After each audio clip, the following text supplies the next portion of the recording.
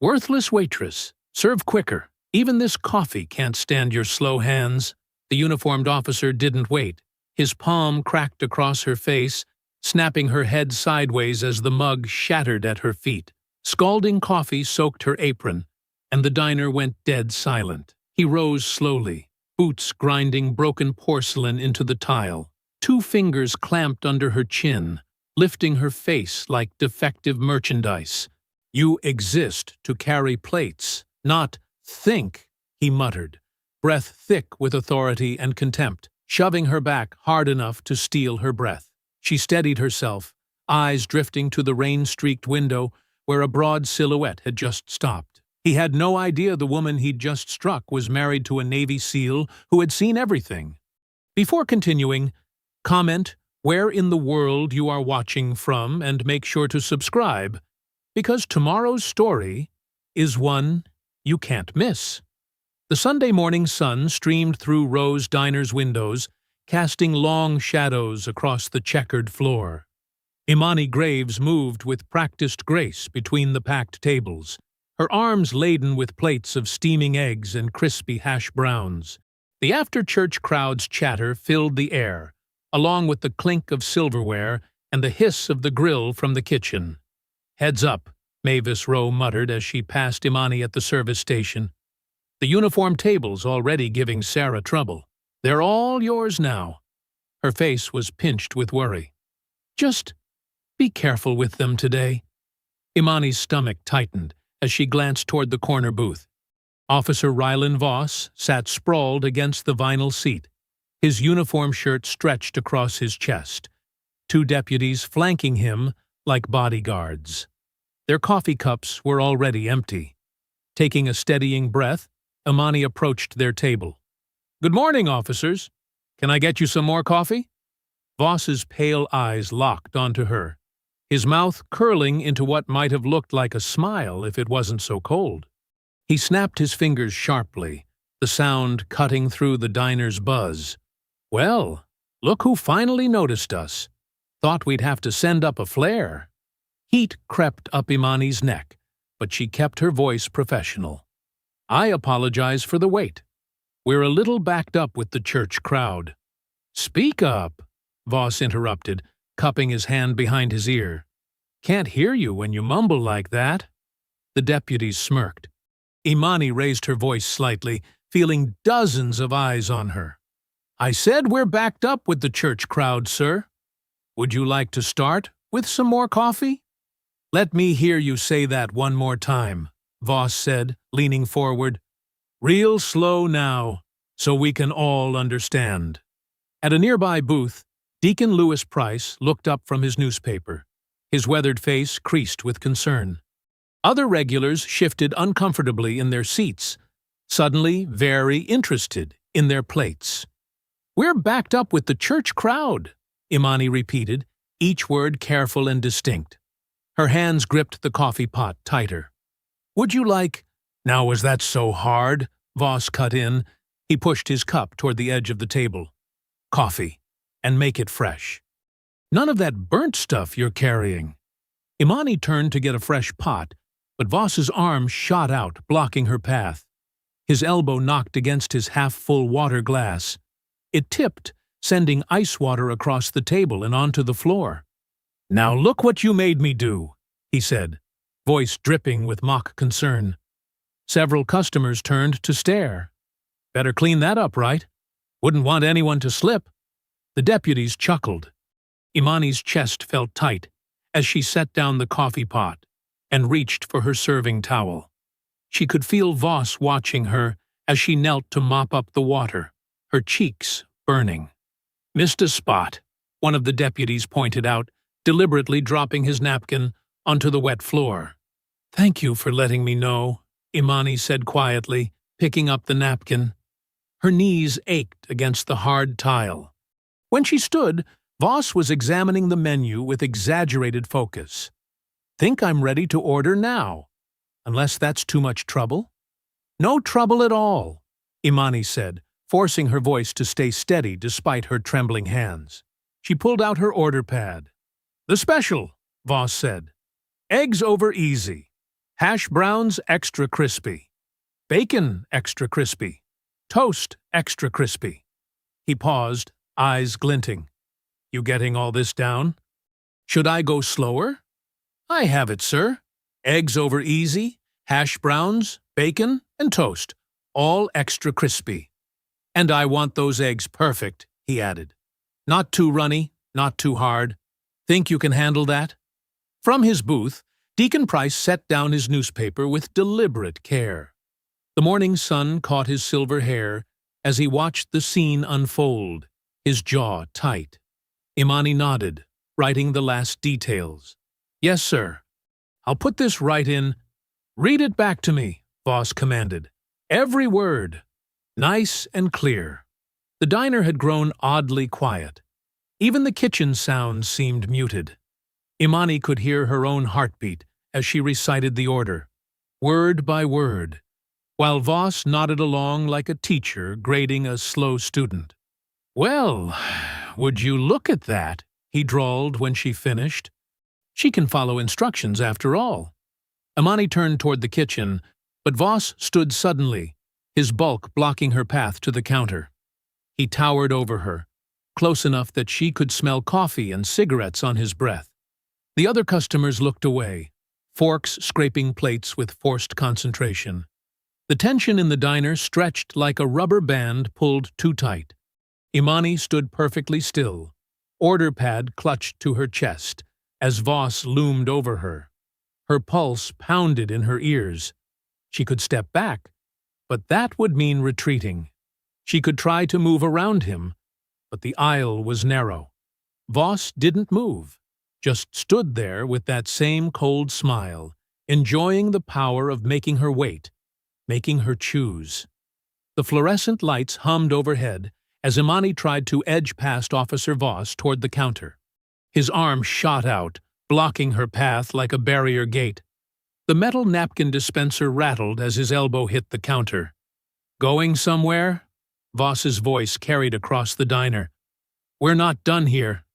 Imani's order pad crinkled in her grip. I need to put in your order, sir. Sir?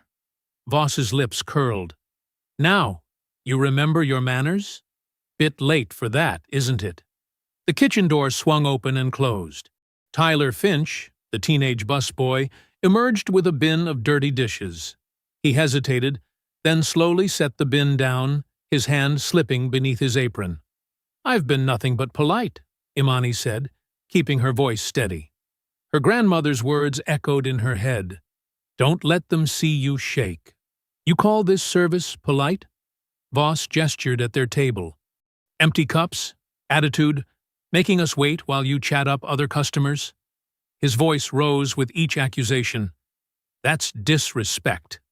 I haven't disrespected anyone. Imani's words came out quiet, but clear. If you'll excuse me.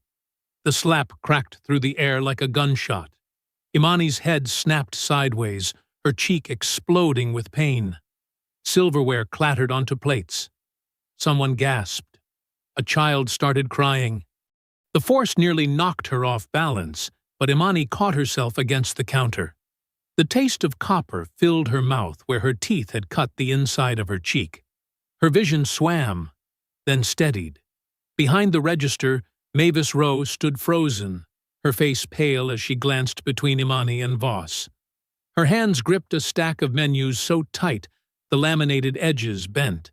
The gears were turning behind her eyes, calculating lost customers, bad publicity, insurance rates. Tyler's phone peeked out from under his apron, its camera lens catching Voss's reddened face and the deputy's reactions. His young hands trembled slightly, but he kept filming. Now that, Voss said, leaning in close to Imani's face, is what happens when you don't show proper respect to an officer. His breath was hot against her stinging cheek. Keep acting up, and we'll see how you like a disorderly conduct charge. Bet that would make finding another job real interesting. In his booth, Deacon Lewis Price pushed back his chair with a screech. His tall frame straightened, dignity wrapped around him like armor. But before he could take 2 steps, a deputy moved to intercept him, casually adjusting his gun belt. The message was clear. Stay put. Imani's ears rang. Her cheek throbbed in time with her heartbeat, but she didn't cry. She wouldn't give him that satisfaction. Instead, she swallowed the blood in her mouth and straightened her spine. Her grandmother hadn't raised her to break. Nothing to say. Voss smirked. That's better. Maybe you're learning after all. He pulled out his wallet and peeled off several bills, holding them up like he was teaching a lesson. Here's for the coffee we never got. Keep the change. You clearly need the help. He dropped the money. The bills scattered across the counter, some floating to the floor like dead leaves. The deputies stood, adjusting their belts with exaggerated casualness. Voss turned toward the door, then paused. Oh, and sweetheart? His voice dripped false concern. You might want to put some ice on that. Looks like it's starting to swell.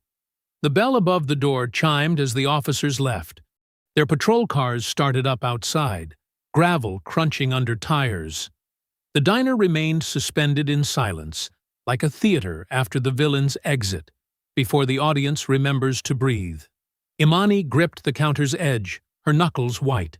She could feel her pulse pounding in her cheek. The fluorescent lights seemed too bright, the coffee smell too strong. Her section of tables stared at their plates, suddenly fascinated by half-eaten eggs and cooling toast. Tyler's sneakers squeaked against the linoleum as he hurried over to Deacon Price's booth. The old man's face was carved from stone, his eyes fixed on Imani with a mixture of rage and sorrow. Tyler pulled out his phone, hands still shaking slightly. I got it, he whispered, angling the screen so the deacon could see. All of it. His face, what he said, everything. On the small screen, Voss's expression twisted with cruel satisfaction as his hand struck Imani's face. The sound was clear, unmistakable. The timestamp blinked in the corner. Proof, preserved in pixels. The morning sun continued to stream through the windows, painting bright rectangles on the floor. Coffee burbled in the machines. Bacon sizzled on the grill. The ordinary sounds of the diner continued, obscenely normal against what had just happened. Imani touched her cheek gently, wincing at the heat beneath her fingers. She could already feel it swelling, knew it would bruise. But she kept standing, kept breathing. The counter was solid under her hands, anchoring her to the moment. She had work to do, orders to deliver, tables to clear. A single tear escaped, tracking down her undamaged cheek. She wiped it away quickly, leaving no trace. Her grandmother's voice whispered again, Stand tall, baby. Don't let them see you break. The back hallway of Rose Diner smelled like dish soap and old mop water. Tyler's hand shook as he held out his phone, its screen reflecting off Imani's tear-streaked face. Deacon Price stood guard at the end of the hall, his tall frame blocking curious customers from seeing their huddle by the supply closet. I started recording as soon as he got up, Tyler whispered, his voice cracking. Got everything, the slap, the threats, how the deputies just watched. He swiped through the video, showing the clear shot of Voss's face twisted in anger. Imani touched her swollen cheek, wincing. The skin felt hot and tight, pulsing with each heartbeat. Thank you, Tyler. That was brave of you. Wasn't brave, Tyler mumbled, looking at his scuffed sneakers. Just couldn't watch him. Couldn't let him. His words trailed off. Deacon Price's deep voice rumbled from his post. It was plenty brave, son. Standing up to bullies with badges takes courage. Mavis Rowe hurried down the hallway, her sensible shoes squeaking on the linoleum. Her face was pinched with worry, but she held up a finger in triumph. The security cameras caught everything, too. Clear as day. That animal striking you, threatening you. We've got him from 3 angles. For a moment, relief flooded Imani's chest. Evidence. Proof. She wasn't alone with just her word against a badge.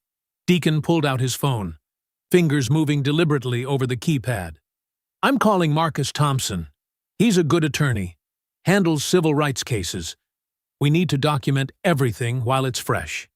He paused, looking at Tyler. "Son, send that video to at least 3 different places right now. Email, cloud storage, whatever you use." Tyler nodded, fingers flying over his phone screen. "Already sent it to my Google Drive and my sister's email." The lunch crowd's chatter filtered down the hallway, mixing with the clatter of plates and the hiss of the soda machine. Normal sounds that felt wrong against the knot of fear in Imani's stomach. Heavy boots echoed from the front of the diner. A deputy, different from before, walked past the lunch counter, heading straight for their group. Mavis straightened her apron, plastering on a smile that didn't reach her eyes. "Afternoon," the deputy drawled, thumbs hooked in his belt. "Just need to ask a few questions about the incident earlier." His eyes locked onto Tyler, who seemed to shrink under the stare. "Starting with why you were recording a police officer without permission." Tyler's Adam's apple bobbed as he swallowed hard. His phone disappeared into his pocket like it was burning him. "Tyler was doing his job," Deacon said firmly. "Bussing tables, same as always." The deputy's gaze didn't waver from Tyler. "That right, boy? Just doing your job?" The word boy came out like something rotten. Imani stepped forward, putting herself between Tyler and the deputy. Her cheek throbbed with each word. "We all saw what happened. Officer Voss assaulted me without provocation. Ma'am, if you'd like to file a complaint, you'll need to come down to the station." The deputy's smile was cold. "Of course, we'll need to take statements about your behavior too. Disorderly conduct, resisting." "I have forms in my office," Mavis cut in quickly. "For incident reports, official complaints go through proper channels," the deputy interrupted. He finally looked at Imani. "Unless you'd rather let this whole thing slide. Misunderstandings happen, after all." Imani's hands shook as she grabbed a stack of napkins from a nearby service station. She pulled a pen from her apron and started writing, pressing so hard the paper nearly tore. "I'll write my statement right here." The deputy watched her for a moment, then shrugged. "Suit yourself. But remember," his hand brushed his holster, "false statements to law enforcement are a serious offense." Mavis wrung her hands, glancing between Imani and the deputy. "Maybe we should all take a breath here. Think about what's best for everyone. For the diner. We can't afford—" "Can't afford what, Mavis?" Imani's voice was quiet, but steel-edged. "Can't afford to tell the truth?" "That's not what I meant," Mavis protested weakly. "Just, these things can get complicated." "There's nothing complicated about assault," Deacon said. His calm tone carried authority earned from decades of community leadership. "Imani, let me drive you home. You need to ice that cheek and rest." The deputy's radio crackled. He keyed it without taking his eyes off their group. "Unit 3, copy." To Imani, he added, "We'll be in touch."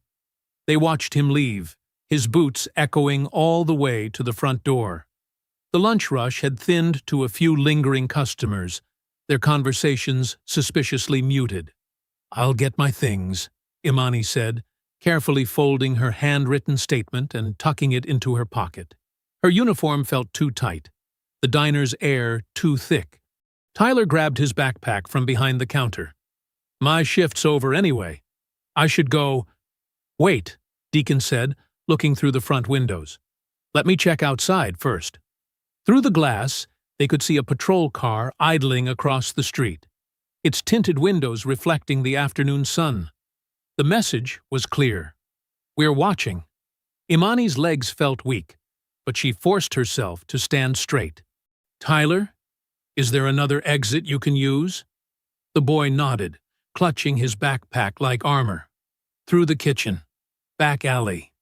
Go," she whispered. "And Tyler, thank you." He gave her a quick, terrified smile before disappearing into the kitchen. Deacon held the front door open for Imani, his presence solid and reassuring. The patrol car's engine rumbled louder as they stepped into the parking lot. Early evening light slanted through the kitchen window, casting long shadows across Imani's small table. She pressed the ice pack harder against her cheek, watching condensation drip onto her untouched cup of tea. Deacon Price's deep voice filled the modest kitchen as he paced, phone pressed to his ear. "Mavis, we need that footage now, before anything else happens." He paused, frowning. "What do you mean, corrupted?" Imani's stomach clenched. She could hear Mavis's anxious voice through the speaker, high-pitched and stammering. "I don't understand," Mavis was saying. "The system was working fine this morning, but now it's just static. The whole day's recording is gone." Deacon's weathered face darkened. "Gone? Or deleted?" "I called the security company," Mavis replied. "They said it might be a power surge, or maybe the hard drive failed, but—" Her voice cracked. "I'm so sorry, Imani. I should have downloaded it right away." The ice pack dripped onto Imani's uniform, still stained with coffee from Voss's accident. She hadn't found the energy to change yet. Deacon's phone buzzed with another call. "Hold on, Mavis. Tyler's calling." He switched lines, putting it on speaker. "Tyler, you get home okay?" The teenager's voice came through shaky and breathless. "They stopped me, Deacon. 2 blocks from the diner. Said it was a random check, but—" He swallowed audibly. "They took my phone, went through everything. When I got it back, the video was gone. All my backups, too. Even my cloud storage." Imani closed her eyes, feeling the bruise throb beneath the ice. Of course they'd moved fast. Of course they'd known exactly what to do.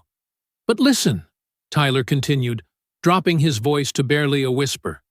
"Before I left the diner, I sent a copy to a draft email. Never sent it. Just saved it. They didn't find that one. I can forward it to you now." Deacon's shoulders relaxed slightly. "Smart boy. Do it right now, while you can. Multiple addresses." "Already done." Tyler's voice shook. "They followed me home, Deacon. The patrol car's still out there." "Stay inside," Deacon instructed. "Don't answer the door without checking first. We'll figure this out." After hanging up, Deacon pulled a small notebook from his jacket pocket. "Imani, we need to write down everything. Times, exact words, who was where. Every detail matters now." Imani nodded, pushing the ice pack aside. Her hands trembled as she described the morning rush, the entitled demands, the deliberate provocations. Each memory felt sharp enough to cut. "He's done this before," she admitted quietly. "Not the slap, but the rest. Little things, making me repeat orders until I sound respectful enough. Leaving 1-penny tips with notes about my attitude. I never reported it because—" She trailed off. "Because you knew what would happen," Deacon finished. He'd seen this pattern before, written in the tired faces of too many community members. A heavy knock at the front door made them both jump. Through the window, they could see Deputy Laird's cruiser parked in the street, its presence like a threat. "Don't open it," Deacon said, but Imani was already standing. "If I don't, they'll say I was uncooperative." She straightened her uniform, lifted her chin, and opened the door. Deputy Laird filled the doorframe, one hand resting casually on his holster. "Evening, Ms. Graves. Just delivering a friendly warning about filing false complaints." His smile didn't reach his eyes. "Wouldn't want things to get harder than they need to be. Are you threatening me, Deputy?" Imani's voice came out steadier than she felt. "Threatening? No, ma'am. Just explaining how things work here." He glanced past her to Deacon. "Evening, Deacon.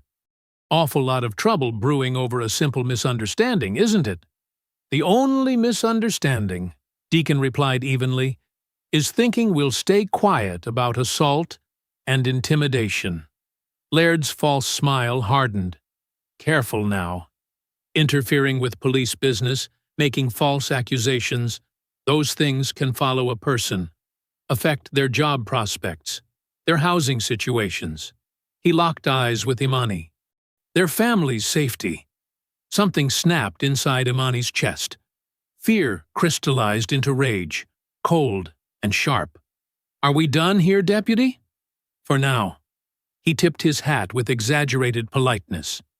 "You have yourself a blessed evening." They watched through the window as his cruiser pulled away, its taillights bleeding red in the gathering dusk. Imani's hands were shaking again, but not from fear this time. "I won't let them win," she said quietly. "I won't let them make me small."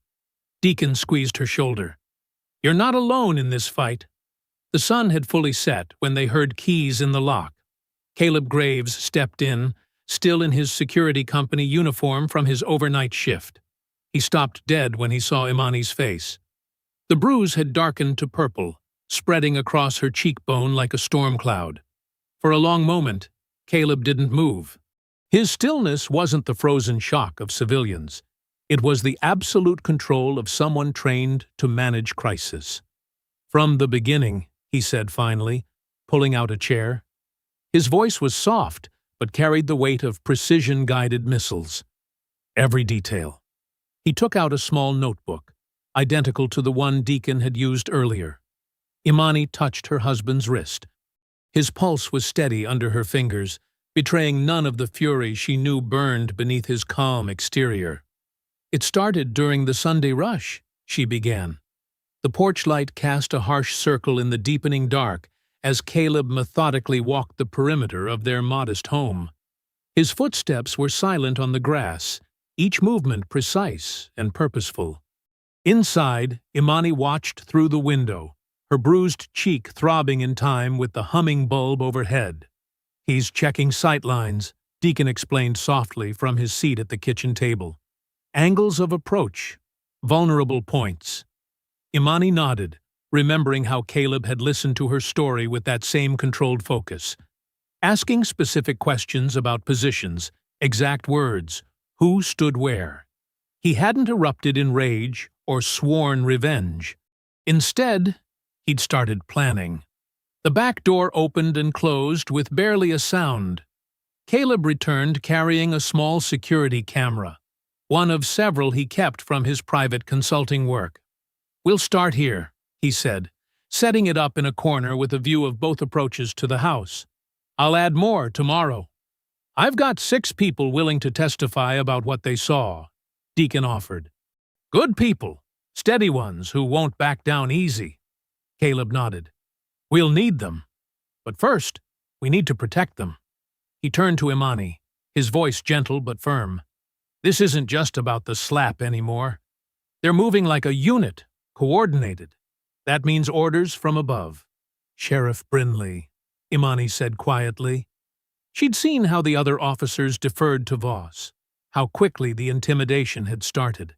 "He's protected. For now." Caleb checked his phone, then stepped onto the back porch. Through the screen door, they could hear only his side of the conversation. "Jonah. Yeah, it's happening again. Same patterns. Right. No, we've got proof, but they're moving fast. Yeah, I understand. How soon?" The call was brief, but when Caleb returned, his expression had shifted subtly. To most people, he would have looked the same, calm, controlled. But Imani saw the tightness around his eyes. "That was Jonah Mercer," he explained. "We served together, but now he works federal investigations. They've had their eye on Brinley's department for months. Missing complaints, seized cash that never made it to evidence, systematic intimidation of witnesses." He looked at Deacon. "Your people who saw the slap. They need to document everything now, before pressure starts. And they need to be ready for retaliation." "Already on it," Deacon assured him. "I've got them writing statements, making copies, storing them separate places." Imani's phone buzzed. A text from Mavis. "So sorry, but need to reduce shifts temporarily. Business reasons. Hope you understand." She showed it to Caleb, who read it without surprise. "They'll try to break your credibility next," he said. Make you look unstable, unreliable. They'll dig through your past, pressure your references, maybe plant something to discredit you. Let them try, Imani replied, steel in her voice. I've got nothing to hide. Headlights swept across the walls as a patrol car crept past their house, moving slower than a funeral procession. The beam lingered on their windows before continuing down the street. Caleb watched through a gap in the curtains. They're establishing presence, letting us know we're being watched. He turned to Deacon. Can you stay at Sarah Mitchell's place tonight? It's 2 streets over. Good sight lines, trusted neighbor. Deacon nodded. Already arranged. And I've got people taking shifts watching Tyler's house, too. Boys scared, but standing firm. Good. Tomorrow we start countermeasures. Caleb pulled out his notebook again. Imani, I need you to write down every interaction you've had with Voss. Times, dates, witnesses if any. Even small things, comments, gestures, any pattern of harassment. Imani began writing, her hand steady now. There was the time he followed me to my car after closing, and the night he kept driving past the diner during my late shift. Document it all, Caleb confirmed. We build the pattern, prove the intent. He started sketching a rough map of their neighborhood. From now on, we vary routes, check for tails, keep records of every officer interaction. No one goes anywhere alone. Another patrol car rolled past, this one even slower. They're trying to wear us down, Deacon observed, make us feel watched, isolated. It won't work, Imani said firmly, though her hand trembled slightly as she wrote. I won't let them make me afraid in my own home. Caleb moved to the window, checking angles again. Fear's not the enemy, he said quietly. Fear keeps you alert, makes you careful, but it can't control you. He turned back to them. We use their tactics against them. Every time they watch us, we document it. Every threat becomes evidence. Every attempt to intimidate proves the pattern. Deacon's phone buzzed, a message from Tyler. They're still parked outside his house, he reported. Boy's scared but smart. Says he's recording every patrol car that passes. Good instincts, Caleb nodded. We'll need... He stopped as another set of headlights swept the house. This time, the cruiser pulled into their driveway, spotlight blazing through their front windows. Imani stood, but Caleb touched her arm gently. Let them sit there, he said. They're trying to provoke a reaction. Don't give them one. After 5 long minutes, the cruiser backed out and drove away. Caleb moved to the front door, checking the locks. He turned to Imani, his face set with quiet determination.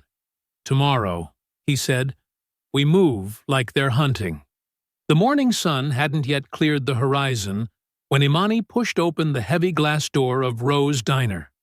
The bell's familiar chime felt different today, hollow, like a warning. Inside, fluorescent lights hummed against the lingering darkness, casting harsh shadows across empty tables. She headed straight for the schedule board, her steps faltering when she saw the blank space where her name should have been. The week's shifts, neatly written in Mavis's precise handwriting, showed a glaring gap. Every slot she normally worked now filled with other names. Mavis bustled from the kitchen, arms full of fresh napkins, but stopped short when she saw Imani. The older woman's eyes skittered away, fixing on anything else. The coffee maker, the counter, the floor tiles that needed mopping. Mavis? Imani kept her voice steady, though her heart hammered. My name's not on the board. I meant to call you, Mavis said, still not meeting her gaze. She arranged and rearranged the napkins, creating neat stacks that didn't need stacking. It's just, business has been slow, and with budget concerns. The lie hung between them, made obvious by the cluster of regular breakfast customers already filling booths. The uniform table, always reserved for law enforcement, sat empty but waiting. Water glasses filled, coffee cups turned up. Slow? Imani echoed, glancing pointedly at the half-full diner. On Monday morning? Before Mavis could respond, the bell chimed again. Officer Rylan Voss swaggered in, followed by 2 deputies. His smirk widened when he spotted Imani, like a cat discovering an injured bird. "Well, look who's here," he drawled, loud enough to draw attention. "Learn anything about respect since yesterday, girl?" Imani's fingers curled into fists, but she kept them at her sides. She thought of Caleb's words, "Let them show who they are." She stood perfectly still as Voss and his companions claimed their usual table. "Coffee's empty," Voss called out, rattling his cup. "Guess some people still don't understand good service." Mavis hurried over with a fresh pot, but Voss waved her away. "No, let her do it." He pointed at Imani. "She needs the practice, right?" Every eye in the diner watched as Imani took the pot from Mavis's trembling hands. She poured carefully, professionally, while Voss leaned back in his chair like a king on a throne. "More!" he commanded after one sip. "Not hot enough." She refilled it. "Still not right," he said, pushing the cup toward her again. This continued. Pour, sip, dismiss, repeat, until the pot was nearly empty. Each time, Voss found a new complaint. Too hot, too cold, too full, not full enough. His deputies snickered, exchanging knowing looks. The door chimed again. Deacon Lewis Price entered, his presence drawing some of the attention away from Imani. He nodded to her, then settled into a booth near 2 older men, regulars who'd been present for Sunday's incident. "Excuse me, gentlemen," she heard him say quietly, "about what happened yesterday." "Don't remember much," one man muttered, suddenly fascinated by his eggs. The other wouldn't even look up. Wasn't really paying attention. Through the front windows, Imani glimpsed Tyler Finch approaching for his morning shift. Before he reached the door, a patrol car pulled up beside him. 2 officers got out, blocking his path. Minutes later, Deacon's phone buzzed. He answered quietly, but Imani caught fragments. "Yes, Mrs. Finch. I understand. No, don't let him go alone. I'll be right there." Across the street, partially hidden by a delivery truck, Caleb's dark blue pickup remained stationed. She knew he was documenting everything: photographs, timestamps, plate numbers, shift patterns, building evidence methodically, the way he'd been trained. Voss stood suddenly, bumping into Imani as she passed with a fresh coffee pot. Hot liquid splashed across her arm and uniform. She bit back a gasp of pain. "Clumsy," Voss said loudly, making sure everyone heard. Then he leaned close, his breath hot against her ear, voice dropping to a whisper. "No one will believe you." The coffee burned against her skin, but Imani didn't flinch. She felt the weight of stares, some sympathetic, most careful to look away. The diner had grown unnaturally quiet, every scrape of fork against plate echoing like an accusation. In the silence, coffee dripped steadily onto the floor. Mavis hovered nearby with a towel but didn't approach. The deputies at Voss's table continued eating as if nothing had happened. Through the window, Imani could see Tyler being searched against the patrol car, his mother watching helplessly from the sidewalk. The morning sun had finally cleared the horizon, streaming through the diner's wide windows. It should have brought warmth, but Imani felt cold despite the coffee soaking her sleeve. She thought of all the mornings she'd spent in this diner, years of serving, smiling, building relationships with customers who now couldn't meet her eyes. Voss returned to his seat, radiating satisfaction. His coffee cup sat empty again, a silent demand for another refill. The burns on her arm throbbed, but Imani's hands remained steady. She could feel the weight of the coffee pot, still half full. Every drop a reminder of what they thought she was worth. The afternoon sun had retreated behind a wall of gathering clouds, casting long shadows across Rose Diner's parking lot. Imani's feet ached from hours of standing, despite having fewer shifts. She fumbled with her car keys, the metal cool against her fingers, while exhaustion settled deep in her bones. The lot was half empty now, just a scatter of regular customers' vehicles and a few patrol cars parked at odd angles. Wind rustled through nearby trees, carrying the first hint of evening chill. The diner's neon sign hadn't been switched on yet, leaving the lot in that strange twilight dimness where everything looked slightly unreal. Imani heard the footsteps before she saw them, 3 distinct patterns of heavy boots on asphalt spreading out behind her. Her hand tightened on her keys as she remembered Caleb's instructions. Be aware of triangulation. If they surround you, they're not there to talk. Hey there, trouble. Officer Voss's voice carried across the lot, deliberately casual but threaded with menace. He approached from her left, while his deputies fanned out to her right and rear, forming a loose triangle with her car as the fourth wall. Imani turned slowly, keeping all 3 men in view. Voss wore his trademark smirk, but his eyes were hard. Heard you've been filing some interesting paperwork, he said, making up stories about police misconduct. I haven't filed anything yet, Imani replied, her voice steadier than she felt. She took a half step toward her car door, but one of the deputies shifted to block her path.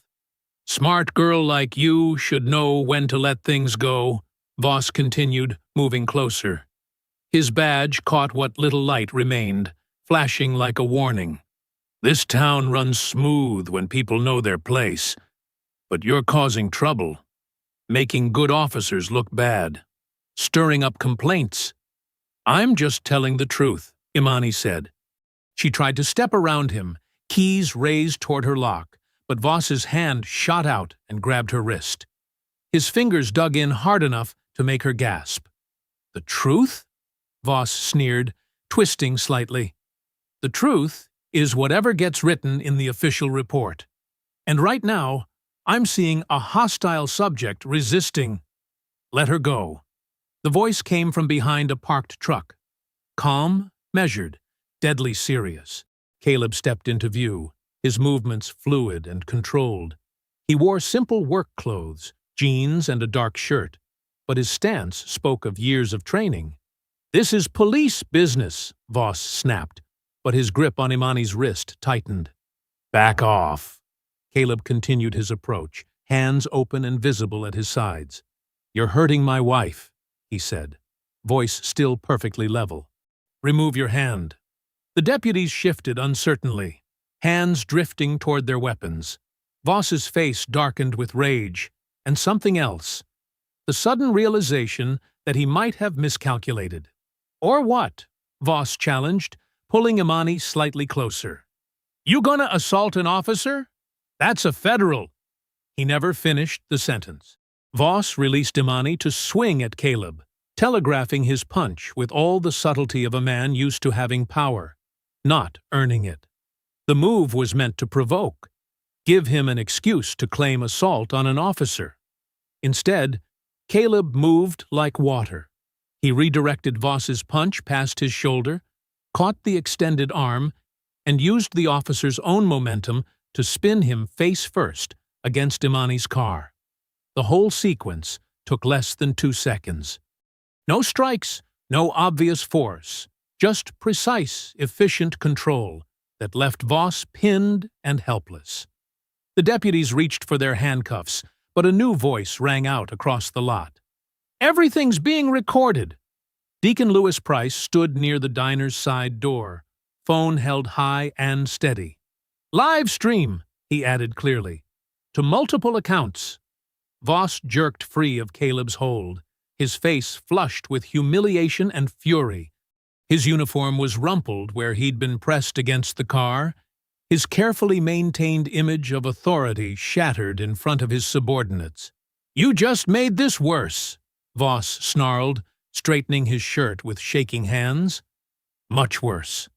One of the deputies pulled out a notepad, ostentatiously writing down Caleb's name and description. The other kept his hand near his weapon, but his eyes darted uncertainly between Voss and the phone, still recording everything. The parking lot had grown darker, the clouds above now heavy with the promise of rain. The diner's windows glowed softly, and through them, faces could be seen watching, witnesses to another kind of power shift in their small town. Imani stood straight, rubbing her wrist where Voss's fingers had left red marks.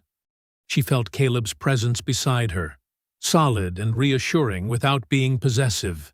Deacon remained by the door, his phone steady, documenting everything. The three officers backed away slowly, maintaining what dignity they could.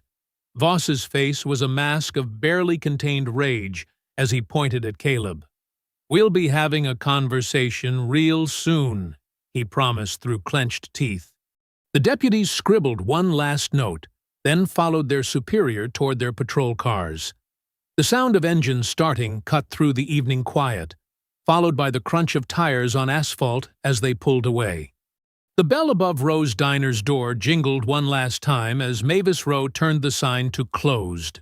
Outside, the parking lot had emptied except for a few strategic vehicles parked far apart: Deacon Price's sedan, Caleb's truck, and an unmarked car belonging to Sadie Klein from the local paper. Inside, the fluorescent lights hummed over empty booths.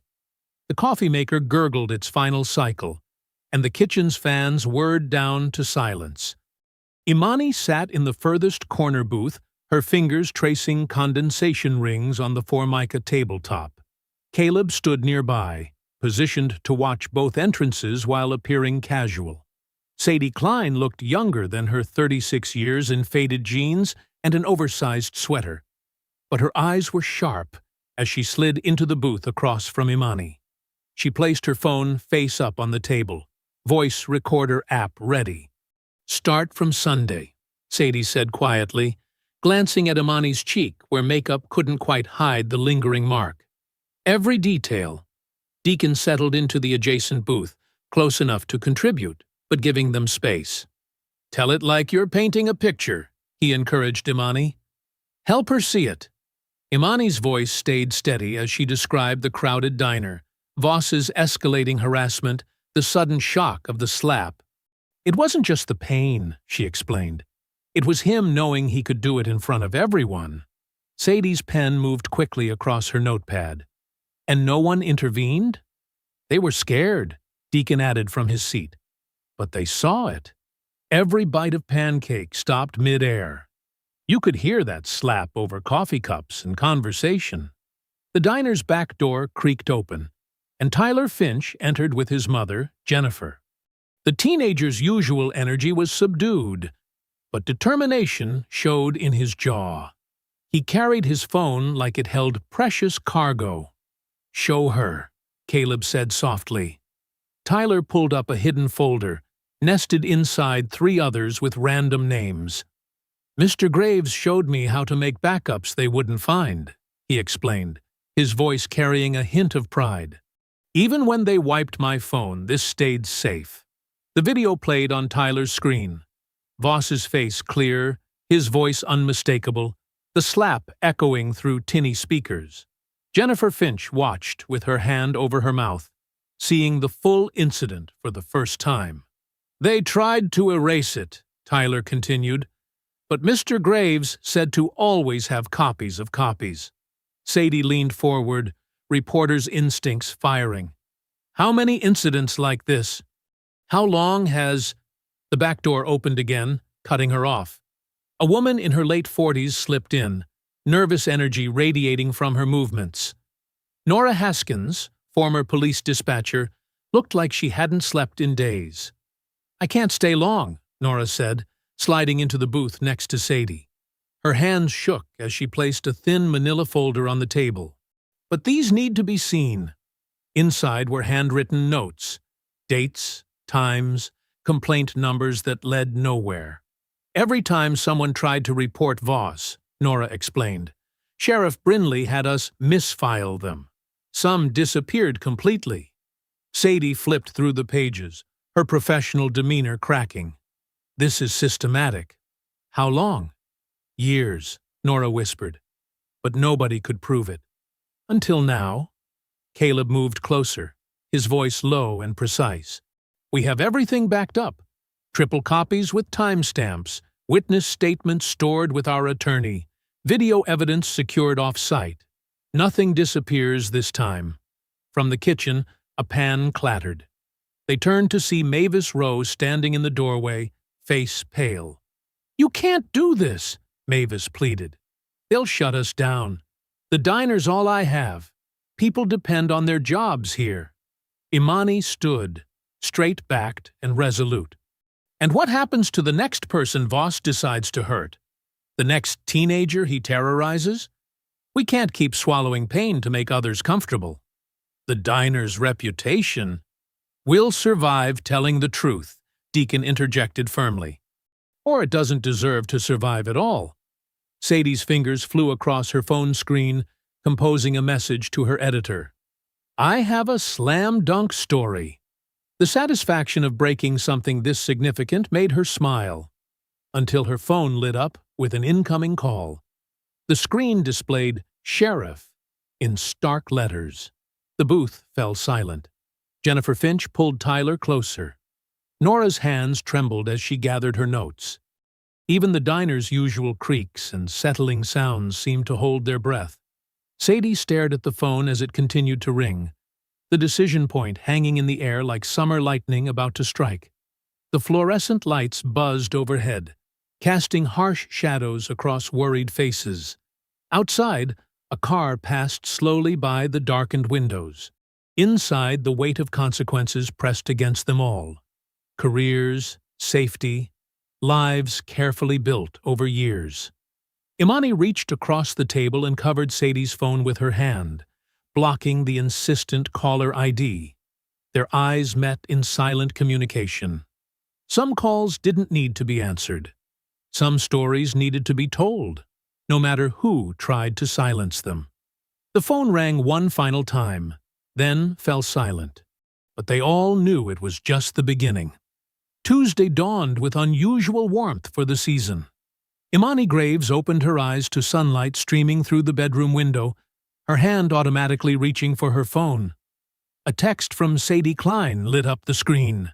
"Story scheduled. Working on final edits."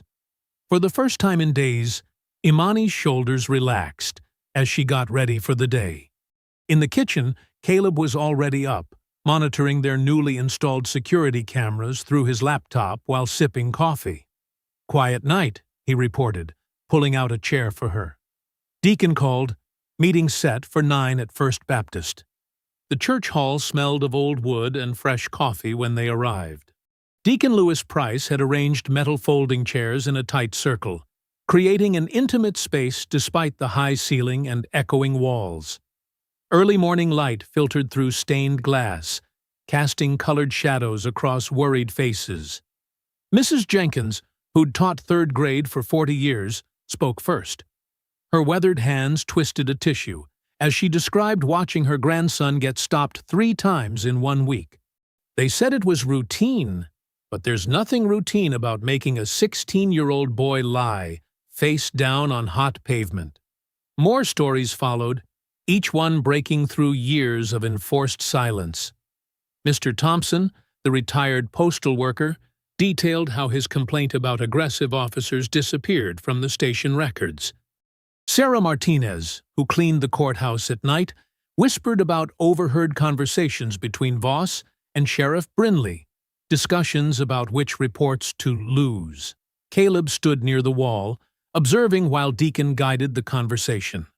During a break, he pulled Imani aside to an empty Sunday school room. "Time for some practical things," he said, positioning her near the door. "When someone tries to crowd you, this is your power stance." He demonstrated, feet shoulder-width apart, weight balanced.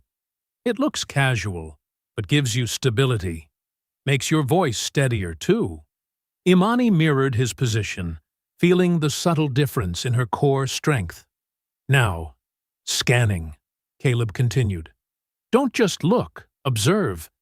Note uniforms, weapons, hands. Where are the exits?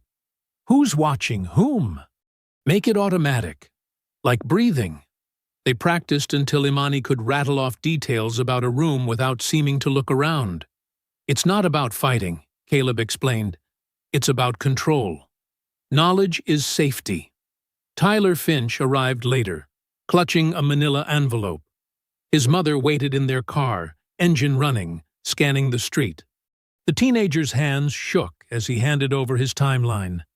Dates, times, incidents he'd witnessed while working at the diner. "I wrote everything down," Tyler said, voice barely above a whisper. "Even the stuff before Sunday. How Officer Voss would come in just to mess with people. How he'd follow certain customers home." Deacon squeezed the boy's shoulder. "You're doing the right thing, son." Around 11, Imani's phone buzzed with a message from Mavis Rowe. "Your regular shifts are back, starting tomorrow if you want them."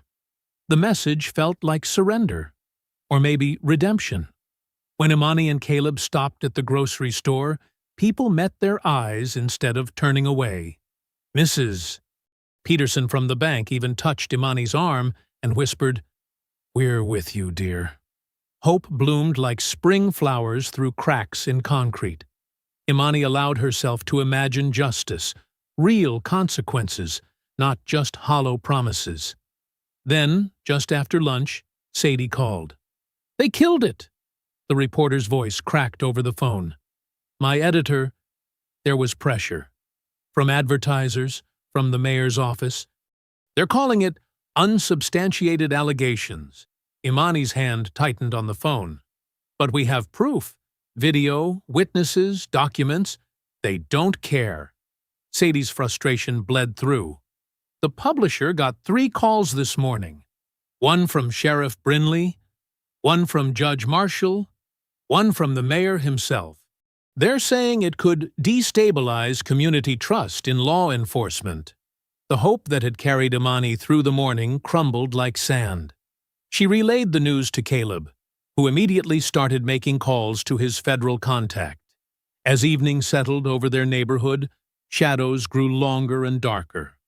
Imani watched through their front window as a tow truck cruised past for the 3rd time, its headlights sweeping their house like searchlights. The driver's face was hidden in shadow, but his slow pace carried clear meaning. "We can take things from you." Caleb checked his watch. "We need to move.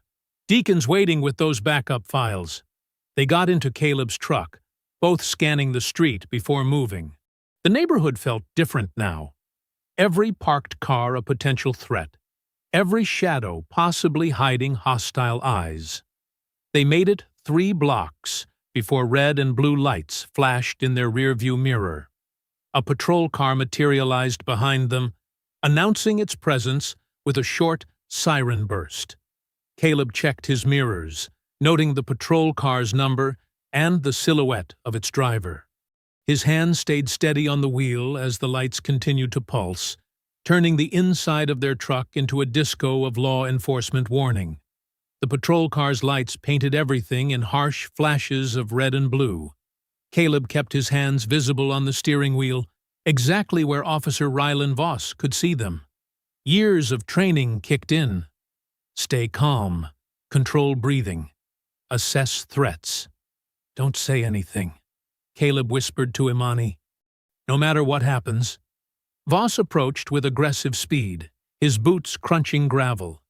His hand hovered near his holstered weapon, a deliberate intimidation tactic. The flashlight beam stabbed through their window, deliberately catching Imani's eyes before settling on Caleb. "License and registration," Voss barked. "You were swerving back there." "We both know I wasn't," Caleb replied evenly, maintaining eye contact through the mirror as he reached slowly for his documents. "Step out of the vehicle." Voss's voice carried that dangerous edge of authority unchecked. "Now." The night air felt thick with tension as Caleb carefully opened his door. "I do not consent to any searches," he stated clearly, knowing dash cameras might be recording. "I was driving safely and within the limit." "Hands on the hood." Voss jerked his thumb toward the truck's front end. "Spread your legs." From inside the truck, Imani watched helplessly as Voss conducted a pat-down that was more assault than search, pushing, shoving, trying to provoke a reaction. Caleb remained stone still, repeating, "I do not consent," with each new violation. 2 more patrol cars arrived, boxing them in. Deputies emerged with flashlights, circling the truck like sharks scenting blood. "Well, well," Voss announced theatrically, making a show of examining Caleb's military ID. "A tough guy seal, huh? Think that makes you special?" "I do not consent to any searches," Caleb repeated, voice steady despite Voss's attempts to goad him. "Search the vehicle," Voss ordered his deputies. They descended on the truck, forcing Imani out into the cold. She stood shivering as they tore through their belongings, scattering contents and breaking things with deliberate carelessness. "Look what we have here." Voss's voice dripped with false surprise as he held up a small plastic bag he'd discovered near the spare tire.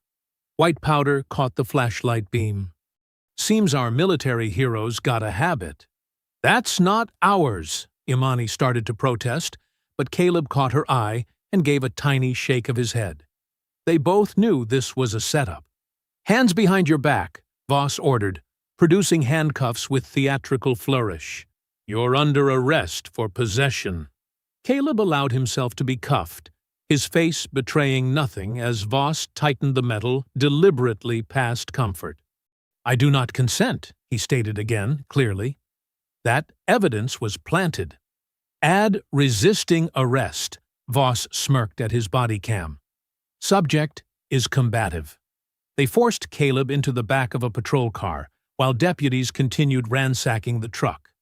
Imani stood in the road, arms wrapped around herself, watching helplessly as her husband disappeared behind tinted windows. "Better get yourself home," Voss taunted. "Unless you want to join him?" Deacon Lewis Price arrived within minutes of Imani's panicked call, finding her trembling in the ransacked truck. "We're going to the station," he said firmly. "Right now." The sheriff's department lobby was harshly lit and empty, except for a bored-looking dispatcher. Sheriff Hal Brinley emerged from his office like he'd been waiting for them, his practiced smile never reaching his eyes. "Ms. Graves," he drawled. "Making more trouble, I see." "Where's my husband?" Imani demanded. "Mr. Graves is being processed for a serious drug offense." Brinley's tone was patronizing. "Given your increasingly unstable behavior, I'd suggest you go home before you face charges yourself." "That evidence was planted," Deacon interrupted. "We all know what's happening here." "Careful, Deacon." Brinley's smile hardened. "Interfering with an investigation is a crime. So is making false accusations against officers." From down a side hallway, Nora Haskins watched the confrontation with wide eyes. When Deacon stepped away to make a call, she hurried over to him. "They do this all the time," she whispered, glancing nervously over her shoulder. "Plant evidence, lose complaints, doctor body cam footage. The whole system's rigged." "We need proof," Deacon replied quietly. "They're too careful." Nora's voice shook. "Everything goes through proper channels, but evidence disappears, timestamps change, witnesses recant. It's like fighting shadows." Imani finally had to leave without seeing Caleb. The drive home felt endless, each familiar street now seeming hostile and foreign. She tried accessing their security cameras from her phone, but the account was locked. Password changed, access denied. Inside their house, everything felt wrong. The spaces Caleb should occupy were empty. His coffee mug from that morning sat half full on the counter. His laptop hummed on the kitchen table, screen dark and locked. Imani slid down against the front door, wrapping her arms around her knees. "Caleb," she whispered into the darkness. Her voice broke on his name. Headlights swept across the window, slow and predatory. The beam lingered, searching, before moving on, leaving her alone in the dark with the knowledge that they were watching, waiting, ready to take even more. The sunrise crept across Imani's kitchen floor like spilled honey, but she barely noticed. She hadn't slept, spending the night jumping at every car sound, every creak of the house settling. Her phone sat silent. No word from Caleb, no updates on his condition, nothing but the weight of uncertainty. A gentle knock at the door made her flinch. Through the peephole, she saw Deacon Lewis Price holding 2 paper cups from Mason's coffee shop, his weathered face lined with concern. "Brought you something strong," he said when she opened the door. "Figure you could use it." Imani's hands shook slightly as she accepted the cup. Dark circles shadowed her eyes, and her normally neat appearance showed signs of a sleepless night. "They won't let me talk to him, Deacon. Won't tell me anything except he's being processed." Deacon settled at her kitchen table, his presence somehow making the empty house feel less hostile. "Caleb's smarter than they think," he said, pulling out his phone. "He knew something like this might happen." "What do you mean?" "Yesterday morning, before all this went down, Caleb came to see me. Said he needed a witness." Deacon's voice was steady, reassuring. "He sealed a package with Attorney James Morton. You know, the one who handled my sister's estate. Said if anything happened to him, we should retrieve it immediately." Hope flickered in Imani's chest for the first time since watching Caleb being driven away. "What's in it?" "Let's find out." Deacon checked his watch. "Morton's office opens in 20 minutes. The drive downtown felt endless. Early morning traffic crawled past the courthouse, past the sheriff's department where Caleb was being held. Imani kept her eyes straight ahead, refusing to look at the building that had swallowed her husband. Attorney Morton's office occupied the 2nd floor of an old brick building. The secretary recognized Deacon immediately and ushered them into a conference room where a sealed manila envelope waited. "Caleb was very specific," Morton explained, handing it to Imani. "This was to be released only to you in person, witnessed by Deacon Price, if Caleb was arrested or disappeared." Imani's fingers trembled as she broke the seal. Inside, she found several USB drives, a thick stack of printed photos, and a handwritten letter in Caleb's precise handwriting. "My love," she read aloud, her voice catching. "If you're reading this, they've made their move. Everything here is backed up in 3 places. The photos show patrol patterns, documented harassment, license plates of unmarked cars watching our house. The videos include Tyler's original footage and every interaction since.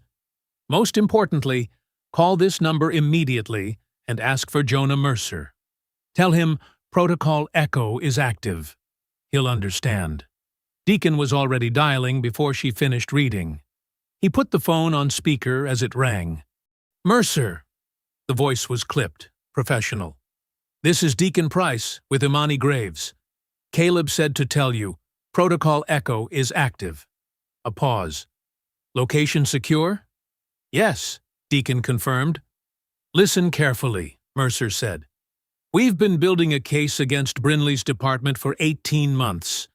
Corruption, evidence tampering, civil rights violations, but they're careful. They destroy proof, intimidate witnesses, make problems disappear. Caleb's been helping document patterns, feeding us information. His arrest was predictable. They're trying to discredit him before he can testify." "Can you help him?" Imani asked, gripping the edge of the conference table. "We're moving carefully. One wrong step and evidence disappears forever. Keep everything Caleb gathered absolutely safe. Document every interaction, every threat, every coincidence. We'll make our move when we have enough to make it stick." Her phone buzzed with a text.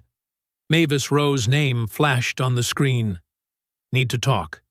Landlord got pressure from some important people. Says he might not renew the diner's lease." "I'm sorry, Imani." Anger rose in her chest, hot and clarifying. They were trying to erase her. Her job, her husband, her voice. The bruise on her cheek throbbed with remembered humiliation. "I won't hide," she said suddenly, looking at Deacon. They want me quiet, invisible. But I'm done being polite about pain. Deacon nodded slowly. What are you thinking? The diner. It's where everything started. Where people saw what Voss did, then pretended not to see. But they can't ignore a crowd. We need witnesses, Deacon. People with phones, with voices, with courage. Community pressure, Deacon mused. Make it too public for them to control. Exactly. They operate in shadows, counting on silence. So let's fill every booth, every counter seat. Record everything. Show people they're not alone in speaking up. It's risky, Mercer's voice crackled through the speaker. But visibility can be protection. Just be extremely careful. Document everything. They spent the next hour reviewing Caleb's evidence. Photos showed patrol cars lingering outside their house at odd hours. Time-stamped logs detailed every interaction, every threat, every coincidence that wasn't coincidence at all. Caleb had built a wall of proof, brick by careful brick. Back home, Imani stood in her bathroom, staring at her reflection. The bruise on her cheek had faded to ugly yellow-green, but she could still feel Voss's hand, still hear the collective gasp of witnesses who'd chosen silence. She touched the mark gently, remembering every small humiliation she'd swallowed over the years. Every time she'd looked away, stayed quiet, tried to make herself smaller to avoid attention. Not this time, she said to her reflection, voice firm and clear in the morning light. The county jail's metal doors clanged open at 2:47 p.m.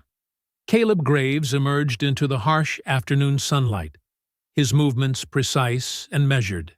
His eyes swept the parking lot in practiced patterns, left corner, right corner, roof lines, vehicles, potential cover spots. Everything the Navy had drilled into him was automatic now, especially with stakes this high. Imani stood by Deacon Price's car, her breath catching when she saw him. She'd feared they might keep him longer, find another excuse, plant more evidence. But there he was, steady, controlled, and watching everything. They met halfway across the lot. No running, no dramatic embrace, just Caleb's forehead touching hers, sharing a single quiet breath. His hand found the bruise on her cheek, feather-light. I'm okay, she whispered. I know. His voice was low, certain. You're stronger than they counted on. Deacon cleared his throat softly. We should move. Too exposed here. They drove to Mason's coffee shop, taking a corner booth away from windows. The afternoon crowd was thin, just a few regulars absorbed in laptops. Jonah Mercer arrived 5 minutes later, dressed like any other office worker on a coffee break. State investigators are ready, Mercer said quietly, stirring his untouched coffee. But we need something clean. Multiple angles, clear abuse of power, undeniable evidence. One more documented incident ties everything together. The community dinner, Imani said. Thursday nights at Rose are usually quiet, but we can fill it. Deacon knows people who'll come, who'll bring phones. Caleb nodded slowly. Good sight lines in the diner. Multiple exits. Civilian safety is manageable if we control the space. Voss works Thursday nights, Mercer added. He'll show up, especially if he hears about a crowd. His ego won't let him stay away. The bell above the coffee shop door chimed. Nora Haskins entered, looking nervous but determined. She slid into their booth, placing a thick manila envelope on the table. Call logs, she said softly. Every complaint filed against Voss in the last 3 years. The ones that disappeared are highlighted. Dates, times, incident details, all of it. I kept copies when I started noticing the pattern. This helps, Mercer said, carefully securing the envelope. But we need current footage, something immediate that forces action. Tyler Finch appeared next, having slipped in through the back door as planned. The teenager's usual nervous energy was focused now, almost professional. "I've got 3 cloud accounts set up," he reported. "The second anything happens, videos upload automatically to separate servers. They can't erase all of them." "Good work," Caleb said.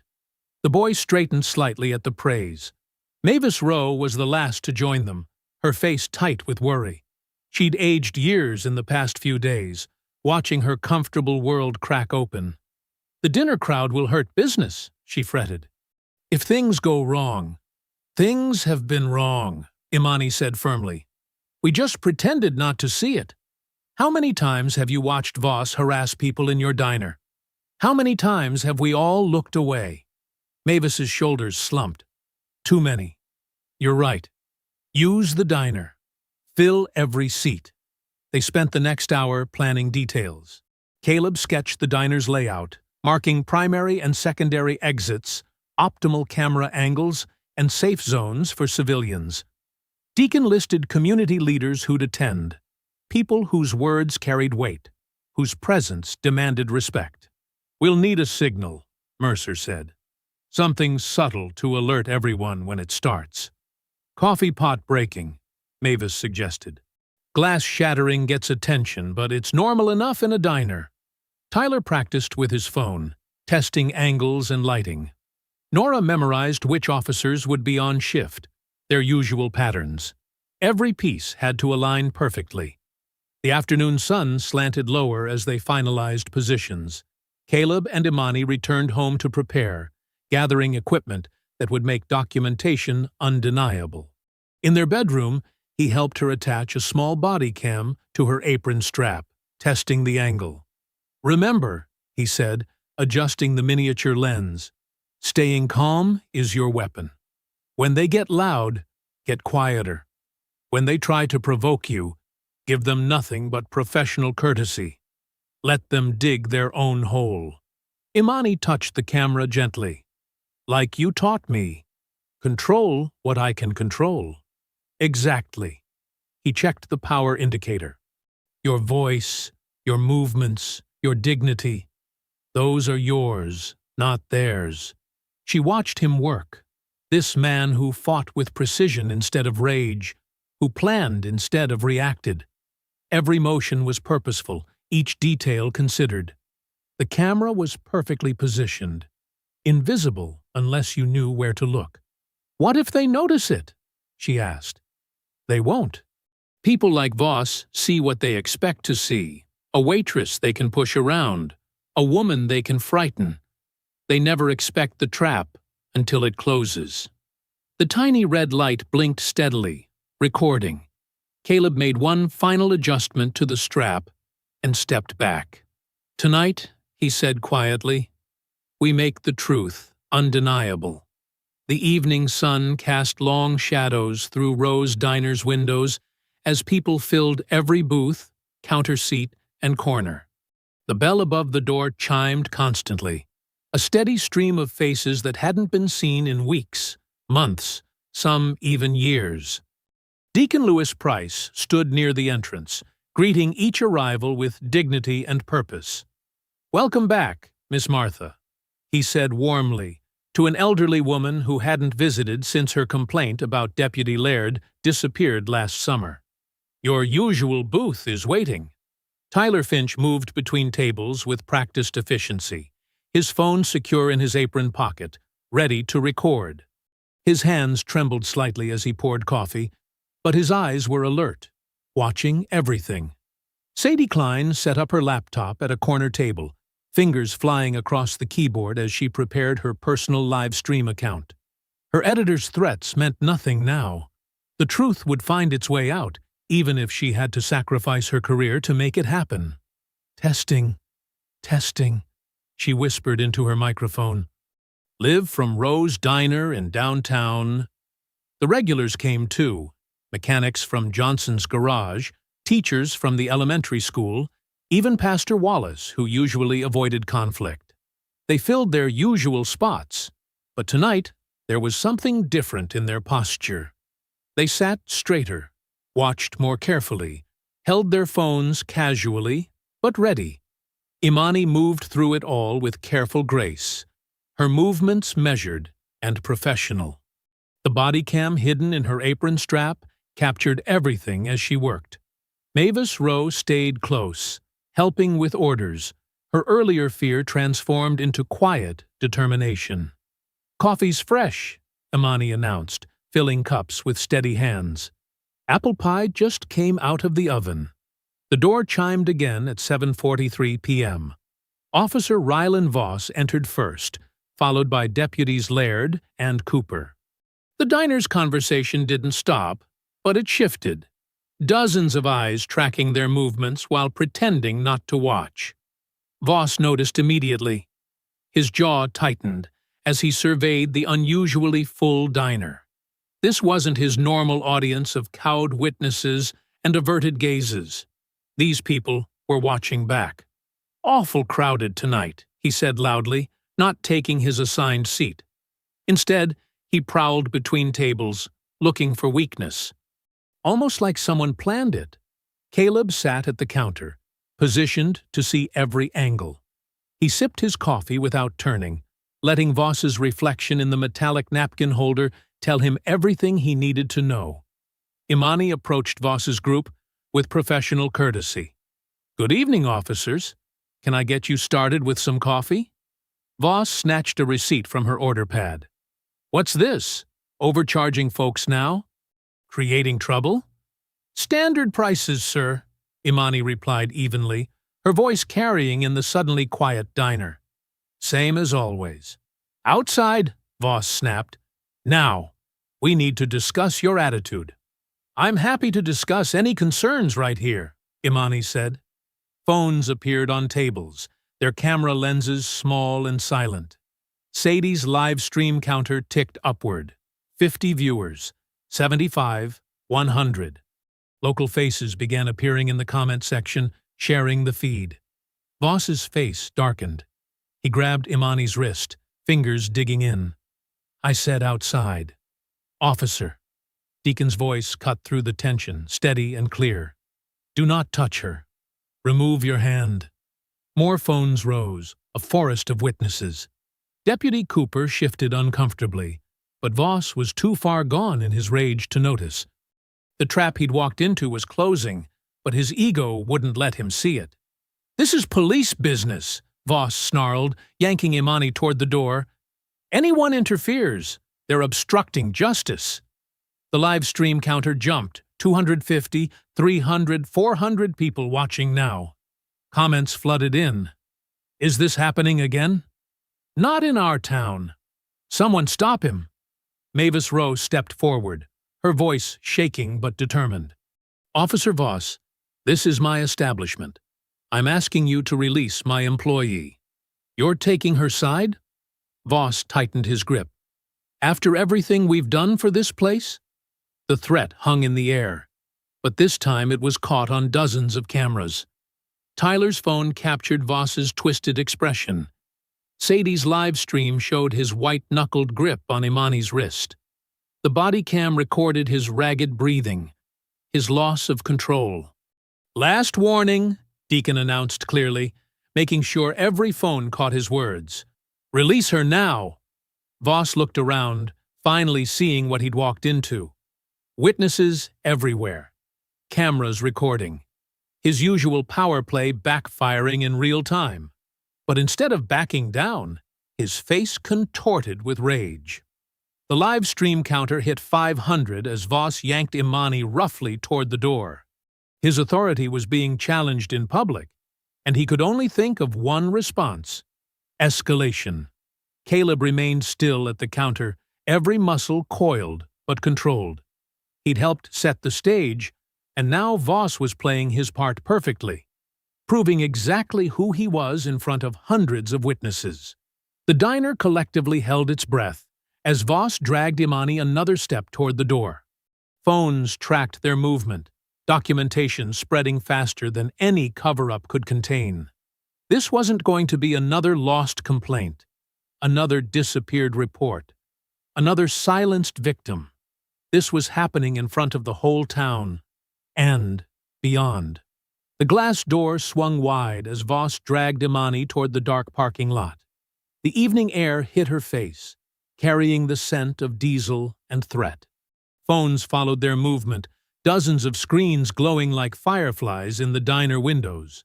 Caleb unfolded from his counter seat with fluid grace, each step measured and purposeful. He positioned himself between Voss and the exit, hands relaxed at his sides, voice steady. "Release my wife," he said quietly. "You're hurting her." "Back off!" Voss snarled, twisting Imani's wrist harder. "Or I'll add assaulting an officer to your drug charges." Inside the diner, Sadie Klein's live stream captured every word. The viewer count ticked past 600 as local channels began picking up the feed. Comments flooded the screen. "That's the seal they tried to frame." "Someone help her!" "Keep recording." Voss's face contorted with rage. "I said back off." He shoved Imani aside and swung at Caleb, a wild haymaker meant to provoke resistance. But Caleb moved like water. He slipped the punch and caught Voss's extended arm in a fluid trap, redirecting the officer's momentum. There was no violence in it, just precise control born from thousands of training hours. "Stop resisting!" Voss screamed, trying to create his usual narrative. But the cameras caught everything: his initial swing, Caleb's defensive redirect, the complete absence of strikes. Deputies Laird and Cooper rushed forward, hands on holsters. "Everyone stay back," Cooper shouted. "Keep filming." Deacon's voice rang out clear and strong. "Every angle, every badge number." Tyler's fingers flew across his phone, initiating the upload sequence Caleb had helped him prepare. The footage scattered to dozens of secure accounts, far beyond the department's reach. "He's attacking an officer!" Voss wheezed as Caleb smoothly pinned him against the diner's brick wall. The position was secure, but careful. No pressure points, no pain compliance, just efficient immobilization. "I am defending my wife," Caleb stated clearly, making sure every camera caught his words. "I have not struck you. I am using minimum force to prevent further assault." Nora Haskins stepped through the diner door, her whole body trembling. But her voice carried strength as she faced the deputies she once dispatched for. "This is their pattern," she announced. "I dispatched their calls for 3 years, planted evidence, buried complaints, intimidation orders from Sheriff Brinley himself. I have dates, times, case numbers." Sadie steadied her camera on Nora's face, then panned to capture the deputies' reactions. The live stream comments exploded. "Former dispatcher confirms. Save this video. We see you, Nora." Red and blue lights splashed across the scene as local patrol cars screamed into the parking lot. But behind them came unfamiliar vehicles, unmarked sedans with government plates. "State investigators," Deacon called out. "Everyone stay calm and keep recording." Jonah Mercer emerged from one of the sedans, flanked by federal agents. His badge caught the evening light as he approached. More cars arrived. Different agencies, different jurisdictions, all converging on this small-town diner. Voss's face shifted from rage to uncertainty as he recognized the federal presence. "This is a local matter," he shouted. "These people are interfering with—" "Officer Voss," a state investigator cut through the chaos, her voice carrying authority that silenced even the crowd. "Turn around." The small parking lot fell quiet except for the sound of idling engines and clicking camera shutters. Voss's arrogant grin finally died as realization dawned. This wasn't just about a slap in a diner anymore. This was everything coming to light. Caleb maintained his controlled hold, waiting for official instructions. Imani stood tall despite her reddened wrist, surrounded by Deacon, Tyler, and other community members who refused to look away this time. "I said turn around, Officer Voss," the investigator repeated, approaching with handcuffs visible. Sadie's livestream counter passed 1,000 viewers as the scene unfolded. Local news vans began arriving, their satellite dishes rising against the darkening sky. Deputies Laird and Cooper stepped back, finally reading the situation. Inside the diner, Mavis Rowe pressed her hands against the window, watching years of enforced silence crack like thin ice. The customers who had witnessed so much, stayed quiet so long, now stood witness with their phones raised, documenting, sharing, refusing to let this disappear. "This is an illegal arrest," Voss tried one last time, his voice losing its power. "I have rights." "Yes, you do," the investigator agreed calmly. "And we'll discuss them all downtown. Now, turn around, or my federal colleagues will assist you." More emergency lights painted the scene as additional authorities arrived. The small-town power structure that had protected Voss for so long was crumbling under the weight of undeniable evidence and multiple jurisdictions. The red and blue emergency lights painted wild patterns across Rose Diner's windows as Officer Rylan Voss shuffled through the parking lot in handcuffs.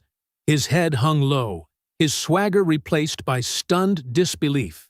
The crowd that had gathered, customers, neighbors, witnesses who'd stayed silent for years, watched in complete silence as justice materialized before their eyes. "Keep walking," the state investigator directed, guiding Voss past the very spot where he'd slapped Imani just days ago. The metal cuffs caught the flashing lights, a perfect counterpoint to his tarnished badge. Sadie Klein's live stream captured every step, her steady hands ensuring the moment would be preserved forever. The viewer count had exploded past 5,000. Local news crews jostled for position, their cameras drinking in the scene of a small town's power structure crumbling in real time. A black SUV screeched into the parking lot, and Sheriff Hal Brinley burst out, face red with fury. "What the hell is going on here?" he demanded, storming toward the investigators. "This is my jurisdiction. You have no right to."